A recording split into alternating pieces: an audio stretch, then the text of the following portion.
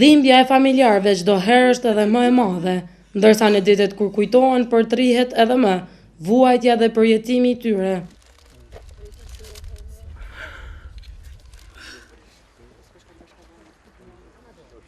Në shenjë përkujtimi për viktimat e masakrës që ka ndodhur 15 vjet më parë në familjen Vejsa, familjarë, qytetarë të shumtë si dhe kryetarja e komunës me stafin komunal bën homazhe pranë vendit ku prehen fëmijët, gratë dhe burrat e familjeve që u masakruan në natën e 1 e 2 prillit. Familjarët me zi mbajnë emocionet dhe lotet e dhembjes që mbajnë në vete për ata që humben. Gjithsesi është e madhe, edhe nuk harrohet, po duhet më bogeret. Jem popull që mësu gjithmonë me na bo qështu. Që nuk o era parë, po prej 1978 në bojnë qështu. Mirë po populli jonë alas po mushet men.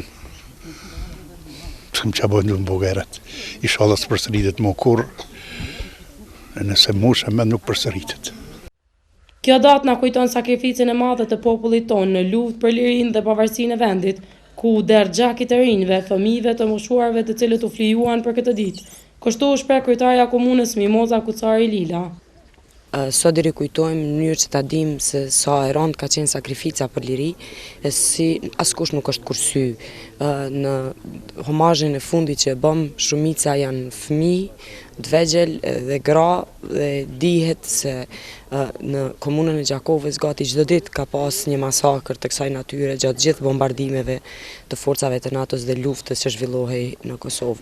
Prandaj kjo është një shtytje ende më e madhe për mua si kryetare dhe gjithë bashkëpunëtorët e mi, që të punojmë me ngulm, që të arrijmë deri në ditën cila do të thoshte se gjithmonë sakrifica dhe gjaku ja vleti për lirinë që ekzistojmë sot.